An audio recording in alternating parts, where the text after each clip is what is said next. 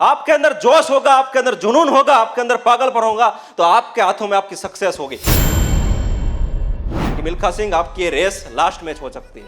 अगर आप आज दौड़े तो आज के बाद कभी ऐसा भी हो सकता है आप कभी दौड़ नहीं सकते, और लास्ट मैच है वैसा समझकर दौड़े और जीते। जीते इसलिए नहीं कि उनके अंदर स्किल थी, या तो वो तेज दौड़ते थे, या तो वो प्रोफेशनल रेसर थे, पर जीते इसलिए क्योंकि उनका फोकस था कि ये रेस मैं जीतूंगा ना तो मेरे नाम की इंडिया में एक छुट्टी आएगी। क्लैपिंग के साथ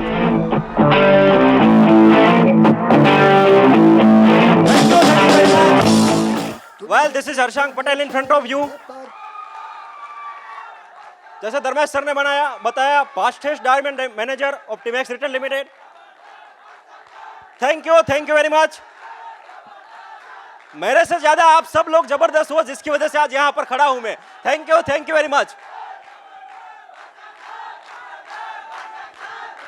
थैंक यू। आज कन्वेंशन के दिन सब लोग यहां पर कुछ ना कुछ सीखने के लिए, सक्सेसफुल होने के लिए यहां पर आए हुए।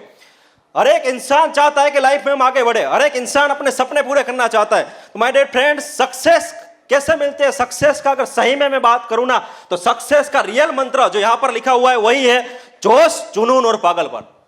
आपके अंदर जोश होगा, आपके अंदर जुनून होगा, आपके अंदर पागलपन होगा, तो आपके हाथों में आपकी सक्सेस होगी। वैसे ही एक बात मैं आज आपके साथ शेयर करना चाहूंगा। बहुत चर्चित मूवी है मिल्खा सिंह, भाग मिल्खा भाग। मिल्खा सिंह की लाइफ पर वो मूवी जो बनाई गई, मिल्खा सिंह जब उस मूवी के अंदर आपने देखा होगा जब पहली रेस दौड़ते हैं अपनी लाइफ की, उस रेस के अंदर ना ही तो उनको सही से दौड़ना आता था, उस रेस के अंदर ना ही तो वो कभी पहले रेस दौड़े थे, पर फिर भी वो पहली रेस जीते। क्यों जीते? क्योंकि उनके अंदर एक जिद थी, मुझे जीतना है। उस जीतने के लिए जब डिसाइड किया तो एक चीज पर फोकस किया कि पहली रेस जब मैं दौड़ रहा हूं तब कोच ने बोला था कि जो इंसान रेस जीतेगा उसे डाइट में एक बड़ा दूध का ग्लास मिलेगा। मिल्खा सिंह ने एक ही चीज पर फोकस किया कि दूध का ग्लास मुझे चाहिए। उस फोकस के लिए वो भागे। दौड़ना नहीं आता था, कुछ नहीं आता था, फिर भी वो रेस जीते।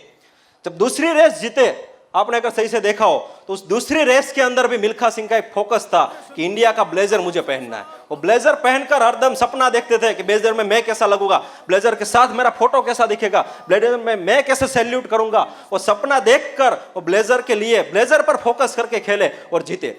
अगर आप बिल गेट्स का भी एक इंटरव्यू हुआ था जिनके अंदर बताएगा कि बिल गेट्स को जब पूछा गया कि आपके सक्सेस का राज क्या है, तब बिल गेट्स ने भी यही बात बताई कि मैंने बहुत कम चीजों पर अपनी लाइफ में फोकस किया, जिनकी वजह से जितनी चीजों पर मैंने फोकस किया वो सारी चीजें मैंने अचीव कर ली। बहुत कम चीजों पर उन्होंने फोकस किया था। तो आज मैं आपको स्टेज के जरिए एक ही बात बताना चाहूंगा कि आपकी लाइफ का गोल क्या है, आपकी लाइफ का फोकस क्या है। अगर आज तक आपकी लाइफ का कोई फोकस डिसाइडेड नहीं है कि आप क्या करना चाहते हो, क्या बनना चाहते हो, क्या टीमैक्स के जरिए क्या हासिल करना चाहते हो, तो आज इस कन्वेंशन में हमने बहुत मजा किया। अब तक बहुत सारी चीजें आपने देखी, बहुत सारी नई प्रोडक्ट हमने लॉन्च कर दी। जिस प्रोडक्ट से लेकर आपने प्लानिंग बनाए होंगे कि ये करेंगे वो करेंगे, पर सबसे पहली चीज जो आपको चाहिए होगी वो होगा फोकस, कि आपका गोल क्या है। वो गोल आज एक लिख कर जाइए इस कन्वेंशन से, आज जो एक गोल डिसाइडेड करके जाइए कि मुझे क्या चीज हासिल करनी है। जब हम कुछ चीज डिसाइड करते हैं, फिर फोकस करते हैं, फिर उन पर एक्ट लेते हैं, तब बहुत सारे प्रॉब्लम आते हैं। जैसे मैंने बात की मिल्खा सिंह, तो उनको भी बहुत सारे डिस्ट्रैक्शन आए थे कि उनको उनके फोकस से ध्यान हटाने के लिए बहुत सारे डिस्ट्रैक्शन आए थे। डिस्ट्रैक्शन एंड डायरेक्शन दोनों ऑपोजिट चीज है। अगर आपने डिस्ट्रैक्शन पर फोकस किया तो डायरेक्शन से फोकस हट जाएगा, और अगर आपने डायरेक्शन पर फोकस किया तो डिस्ट्रैक्शन से फोकस हट जाएगा। मिल्खा सिंह भी जब पहली बार ऑस्ट्रेलिया गए थे तब उनका भी डायरेक्शन फिक्स था, फोकस भी फिक्स था, प्री क्वालिफाइंग रेस थी। पर क्या हुआ कि पहली बार गए थे, गोरी गोरी लड़कियां देखी थी, पार्टियां, बियर, ये सारी चीज पहली बार देखी थी, तो उनका क्या हुआ, डिस्ट्रैक्शन आ गया लाइफ में, थोड़ा सा फोकस हट गया और वो रेस वो हार गए। और रेस हार कर जब वापस आए तो वापस उन्होंने क्या किया, फिर अपनी डायरेक्शन पर फोकस करना स्टार्ट किया कि जिस चीज को मुझे लाइफ में ना बोलनी है उसको ना बोलनी है, चाहे कुछ भी हो जाए। जो चीज मुझे नहीं करनी वो चीज नहीं करनी, और अपने फोकस पर, अपने डायरेक्शन पर ध्यान दिया और डिस्ट्रैक्शन को हटाने की कोशिश की। एंड लास्ट मैच जब वो अपनी लाइफ के खेले थे, उस लास्ट मैच में पाकिस्तान के सामने जब वो खेले ना, तब पाकिस्तान के कोच ने भी उनको बोला था, क्योंकि उनके पैर में इंजरी थी, अगर वो मैच खेलते, अगर वो रेस वो दौड़ते तो शायद हो भी सकता था कि उसके बाद कोई और रेस दौड़ भी ना पाए, क्योंकि पैर में इंजरी थी, पैर को और ज्यादा डैमेज हो सकते थे। तो उस कोच ने उनको डायरेक्शन से हटाने के लिए थोड़ा सा डिस्ट्रैक्शन दिया कि मिल्खा सिंह आपकी ये रेस लास्ट मैच हो सकती है, अगर आप आज दौड़े तो आज के बाद कभी ऐसा भी हो सकता है तो आप कभी दौड़ नहीं सकते। तो मिल्खा सिंह का क्या एटीट्यूड था कि आज मेरी ये लास्ट मैच है, वैसा समझकर ही मैं दौड़ूंगा, और लास्ट मैच है वैसा समझकर दौड़े और जीते। जीते इसलिए नहीं कि उनके अंदर स्किल थी या तो वो तेज दौड़ते थे या तो वो प्रोफेशनल रेसर थे, पर जीते इसलिए क्योंकि उनका फोकस था कि ये रेस मैं जीतूंगा ना तो मेरे नाम की इंडिया में एक छुट्टी आएगी, मुझे भी गांधी जयंती की तरह इंडिया में एक छुट्टी चाहिए अपने नाम की। उस फोकस को लेकर उन्होंने डिसाइडेड किया, इसलिए वो रेस जीते थे। तो आज आपकी लाइफ का क्या डिस्ट्रैक्शन है उसको हटाने की कोशिश कीजिए और अपने फोकस पर थोड़ा ध्यान ज्यादा देने की कोशिश कीजिए, क्योंकि सक्सेस का सिर्फ एक ही मंत्र है। आप अगर इतिहास के पन्ने भी पलट कर देखोगे ना तो जितने भी लोग आपको सक्सेसफुल मिलेंगे वो सारे लोग ऐसे ही थे कि जो जिद्दी थे। जिद्दी लोगों ने इतिहास रचा है, जुनूनी लोगों ने इतिहास रचा है। अगर आप दशरथ मांझी की मैं बात करूं, दशरथ मांझी एक वो इंसान कि उसकी बीवी की लेबर पेन की वजह से मौत हो गई, उनका घर और हॉस्पिटल के बीच एक बहुत बड़ा पहाड़ था 55 किलोमीटर लंबा, और दशरथ मांझी ने क्या किया, कुछ लोग साथ नहीं थे, कोई उसके पास ऐसा पावर नहीं था, कुछ उसके पास ऐसे पैसे नहीं थे, पर उस इंसान ने अपने दिमाग में एक जिद घुसा दी कि इस पहाड़ को मुझे तोड़ के रख देना है, और 22 साल तक लड़ता रहा खुद अकेला ही और उस पहाड़ को तोड़ के रख दिया। अगर आप भी जिद्दी बन गए, आप भी अपनी जिद के ऊपर आ गए तो आप कुछ भी कर सकते हो। अपने आप पर एक भरोसा करके एक जिद कीजिए कि मुझे टीमेक्स में चीज हासिल करनी है। जब ये न्यू प्लान आया था तब भी मैंने एक बात ऐसी बताई थी कि ऐसा करेंगे वैसा करेंगे। बहुत सारे लोगों ने बहुत सारे प्लानिंग भी बनाए होंगे न्यू प्लान को लेकर। आज भी थोड़ा प्लान में हमारा अपडेशन आया हुआ है। तब एक चीज डिसाइडेड की थी कि सबसे फास्टेस्ट, अब तक जो हुआ सो हुआ, पर अब से सबसे फास्टेस्ट जो भी लेवल अचीव करेगा उसमें नाम हर्षंग पटेल का होगा। और आज आप वो देख रहे हैं। अपने ऊपर भरोसा और जिद करके आप करोगे ना तो चाहे कुछ भी हो जाए आप सब चीज हासिल कर सकते हो। अपने आप पर भरोसा रखो। अरे क्यों बैठे हो दूसरों के भरोसे, आखिरकार तुम्हें चलना है अपने ही पैरों पे।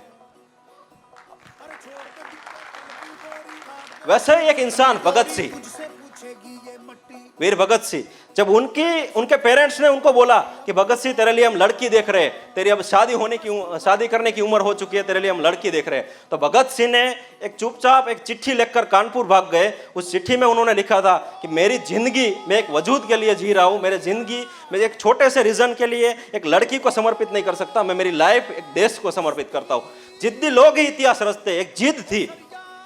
अगर आपने सुना हो मलाला टेररिस्ट के ओपोज, उसने एक स्टेटमेंट सिर्फ दे दिया कि तालिबान की क्या औकात कि हम लड़कियों को पढ़ने से रोक दे, और तालिबान सामने बहुत बड़ा ग्रुप, तो तालिबान के एक टेररिस्ट ने क्या किया, उसकी बस में घुस गया। बस में घुसकर बोला कि मलाला कौन है। लड़की कुछ भी डरी नहीं क्योंकि बहुत जिद्दी थी। लड़की ने खड़े होकर बोला मैं हूं मलाला। टेररिस्ट ने उसके कंधे पर 3 गोली मारी, फिर भी मलाला 3 गोली लगने के बाद भी उसका कुछ 12 साल की सिर्फ लड़की थी, कुछ एटीट्यूड में कुछ फर्क नहीं आया और तेजी से आंदोलन आगे बढ़ाया। और आज मलाला का भी नाम पूरी दुनिया जानती है, उसको भी पूरी दुनिया पहचानती है। सिर्फ 12 साल की लड़की, जिद थी जिद। आप भी अपने अंदर एक जिद पालते हो, आप भी खुद जिद्दी बनते हो, तो आपके साथ आज कुछ है या नहीं है कोई फर्क नहीं पड़ता। जब मैंने 4 साल पहले टीम स्टार्ट किया था मेरे साथ भी कुछ नहीं था, फिर भी सारे के सारे रिसोर्सेस आपके साथ आ जाएंगे। सबसे बेस्ट एग्जांपल अगर जिद्दी इंसान का दूं, आगे भी बात हो चुकी है, महात्मा गांधी, राष्ट्रपिता ऑफ इंडिया के, राइट। महात्मा गांधी ने सिर्फ एक छोटा सा किस्सा हुआ, ट्रेन से बाहर फेंका, टिकट थी, फिर भी महात्मा गांधी ने जिद कर ली अपने आप से कि आज तुमने मुझे ट्रेन से निकाला, मैं अपने देश से निकालूंगा। सोचने की सिर्फ हिम्मत कीजिए, महात्मा गांधी के पास ना ही कोई ऐसा पावर था, ना ही उतना ज्यादा पैसा था, ना ही वो इतने पावरफुल थे, फिर भी उन्होंने एक जिद ठान ली। उसके पास ऐसे ही पावरफुल इंसान सरदार वल्लभ भाई पटेल आ गए।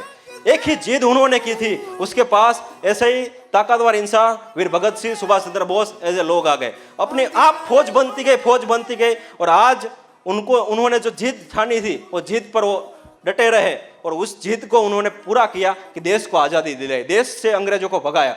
आप भी अपने अंदर एक जिद पालते हो, अपने अंदर खुद ऐसे जिद्दी बन जाओ। लोग अक्सर बोलते हैं कि जिद्दी मत बनो, जिद्दी बनने से कुछ मिलता नहीं है, पर मैं बोलता हूं कि आज अपने अंदर एक जिद पालो, जिद्दी बन जाओ। आपके सामने रास्ते खुद ब खुद ओपन होने लगेंगे। अगर रास्ते ना भी मिले ना तो आपकी जिद होगी ना तो आप खुद एक नया रास्ता बना दोगे।